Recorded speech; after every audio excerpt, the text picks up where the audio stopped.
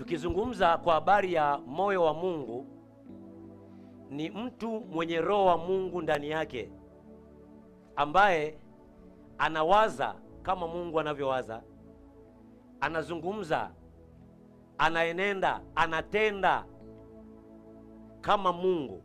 Ni mtu ambaye akili yake au nafsi yake imebadilishwa kwa kweli ya neno la Mungu. Kwa hiyo ile mindset ya Mungu, ile akili, nia ya Kristo imefunuliwa ndani ya akili yake. Kwa hiyo chochote anachokifanya ni kile anachokisikia na kukiona kutoka kwa Mungu. Hafanyi mpaka amemwona Baba amesema. Mfano wetu wa kuigwa ni Yesu Kristo miaka 2000 iliyopita alipokuwa hapa chini ya jua. Bwana Yesu asifiwe sana. Kuna namna mtu aliyembeba Mungu ndani yake, hata asiposema kuwa yeye ameokoka, moyo wake utaakisi, moyo wake utajifunua, utazifunua tabia za Mungu kwa watu wanaomzunguka, hata asipofunua kinywa chake na kusema kwamba mimi nimeokoka. Haleluya. Tumesoma kwenye Wagalatia sura ya 5 mstari wa 22 na 23. Amezungumza kwa habari ya tunda la Roho, yaani matokeo ya mtu ambaye Roho wa Mungu amefanya makao ndani yake. Tutajua kwamba huyu amejazwa Roho Mtakatifu, tutaona ile tunda la Roho. Tutaona utu wema, tutaona amani, upendo, furaha, tutaona kiasi. Mtu huyu hataongozwa na hisia na nafsi yake, ataongozwa na Roho Mtakatifu aliyoko ndani yake. Ndio tunaita tunda la nini? Tunda la Roho. Mtu ambaye ana moyo wa Mungu ni mtu ambaye amebadilishwa fikra zake. Mtume Paulo anaandika kwenye Warumi sura ya 12 mstari wa 2, anabadilisha, tusienende kama namna ya dunia hii wanavyoenenda, bali tufanye upya akili zetu, nia zetu, kwa neno la Kristo, tupate kuyajua ni yapi yaliyo mapenzi ya Mungu hapa chini ya jua. Hatuwezi kuyajua mapenzi ya Mungu nje ya neno lake. Haya ndiyo mapenzi ya Mungu. Kwa kuyasoma na kujifunua ndani ya moyo wetu, ndio tutajua namna gani tunapaswa kuenenda, namna gani tunapaswa kuishi. Mtu mwenye moyo wa Mungu ni mtu ambaye moyo wake umetakaswa, umesafishwa. Haleluya.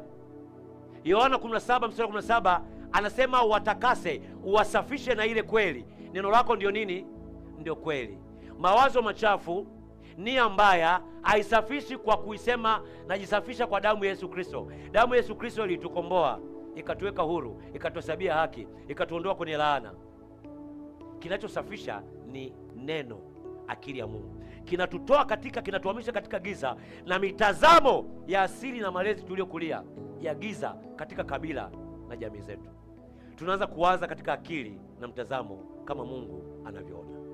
Bwana Yesu asifiwe sana. Yesu Kristo miaka 2000 iliyopita alikuwa anazungumza na watu kwenye Mathayo sura 25 mstari wa 35 hadi 40. Alikuwa anawaambia,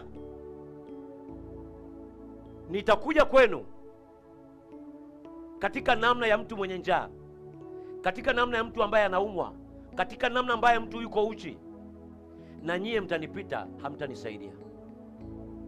Mtu mwenye moyo wa Mungu ni mtu ambaye yuko chini ya jua, ni mwanadamu ambaye Mungu yuko ndani yake, anafanya sawa sawa na Mungu anavyotaka afanye kwa ajili ya watu wengine.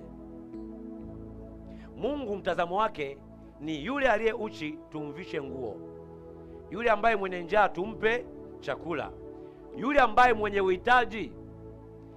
Mungu hawezi kuonekana kwamba yeye ni upendo pasipo watu wenye Mungu hapa duniani kuonesha upendo kwa watu wengine, haswa walio na mahitaji, wajane, yatima na wasiojiweza. Kwa hiyo namna ya moyo wa Mungu ni namna tunavyowasaidia watu wengine. Hiyo ndio namna ya kwanza. Namna ya pili tunaisoma kwenye waraka wa kwanza wa Yohana sura ya 4 mstari wa 12, anasemaje? Hakuna mtu aliyemwona Mungu wakati wowote. Tukipendana, Mungu hukaa ndani yetu na pendo lake limekamilika ndani yetu. Anasema hakuna mtu aliyemwona Mungu wakati wowote ule. Leo Mungu ataonekana ndani ya mtu mwenye neema ya wokovu, mwenye Mungu ndani yako. Maandiko yanasema mtu akisema anampenda Mungu alafu anamchukia jirani yake, anamchukia ndugu yake, bila sema huyo ni nani? Huyo ni muongo, si ndio jamani wapendwa?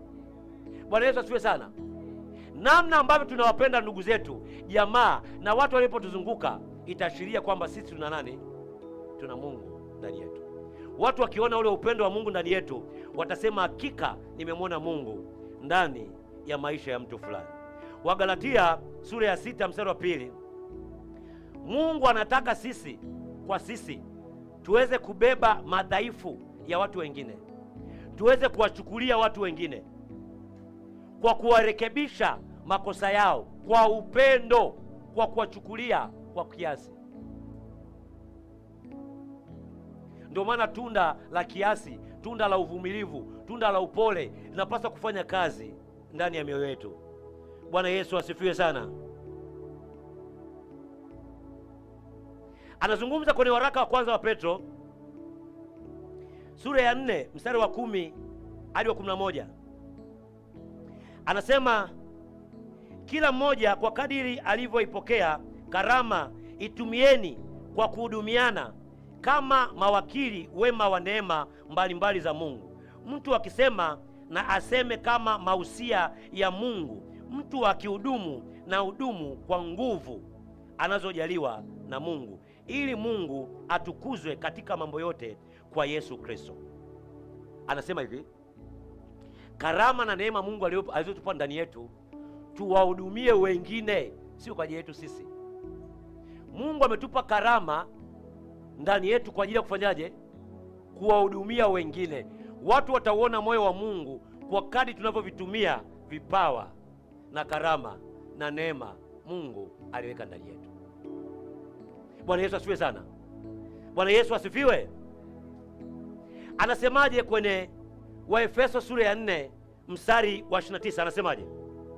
Neno lolote lililo ovu lisitoke vinywani mwenu, bali lililo jema la kumfaa mwenye kuhitaji, ili liwape neema wanaosikia. Ili iwape neema na rehema wale wanaofanyaje?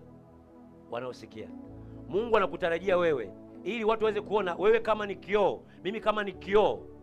Mungu anatarajia maneno yote yanayotoka kwenye kinywa chetu yaweze kuwajenga watu, yawape watu tumaini.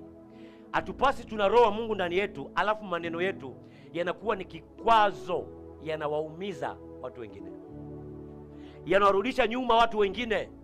Tumepewa nafasi ya kuwapatanisha watu na Mungu. Wakorintho wa pili sura ya 5 mstari wa 18 hadi wa 20. Anasema Mungu ameweka huduma ya upatanisho ndani yetu. Ameweka neno la upatanisho, tukiwapatanisha watu na Mungu. Tumefanyika kuwa ni mabalozi, mawakili wa kazi ya ufalme wa Mungu. Wewe ukiwa hapa duniani na mimi tukiwa hapa duniani, watu wakikuona, waliokuzunguka, wamuone Mungu, waone pendo la Mungu, waone utukufu wa Mungu. Wasione kero, wasione kufadhaika, wasione maumivu, wasione uchungu. Ni kweli tuna madhaifu kama wanadamu, lakini hatupasi kuyaendekeza madhaifu. Na tupasi kusema kwamba mimi ndivyo nilivyo. Hapana. Namna ya mbegu hii tuzaa mara ya kwanza ya asili ya baba zetu na mama zetu, yenye asili ya vimelea vya tabia fulani, hatupasi kuingia navyo katika wokovu. Ule utu wa kale tukishauvua, tunapaswa kuongozwa na mbegu ya neno la Mungu isiyoharibika. Tunapaswa kuongozwa na tabia ya Mungu ndani yetu. Bwana Yesu asifiwe sana. Mungu anataka mtu mwenye moyo, mwenye roho wa Mungu awe na huruma kwa ajili ya watu wengine, huruma ya Mungu. Luka sura ya 6, andika Luka sura ya 6 mstari wa 36. Luka 6:36 anasema, basi iweni na huruma kama baba yenu alivyo na huruma. Kama sisi ni watoto wa Mungu, Mungu ni baba yetu, tunapaswa kuwahurumia wengine kama Mungu anavyowahurumia watu wengine. Tunapoangalia watu ambao wako kwenye madangulo, wako baa, wanakunywa mapombe, wanavuta bangi, madawa ya kulevya, namna Mungu anavyowahurumia. Watu wapo kwenye vilingi vya waganga wa kienyeji, wanateseka, wagonjwa. Ile huruma ya Mungu itusukume. Kuna watu hawataponywa, hawatafunguliwa kwa sababu tu mimi na wewe hatujaonesha ile huruma ya Mungu. Kwa sababu huruma ya Mungu ikionekana ndani yetu, tutawakarimu, tutawakaribia, tutawafuatilia, hatutachoka. na watapokea uponyaji, watapokea kufunguliwa, wataona pendo la Mungu na watapona na watakuwa huru. Bwana Yesu asifiwe sana. Anasemaje Waefeso sura ya 4 mstari wa 32? Tena iweni wafadhili ninyi kwa ninyi, wenye huruma, mkisameheana kama na Mungu katika Kristo alivyowasamehe ninyi. Bwana Yesu asifiwe.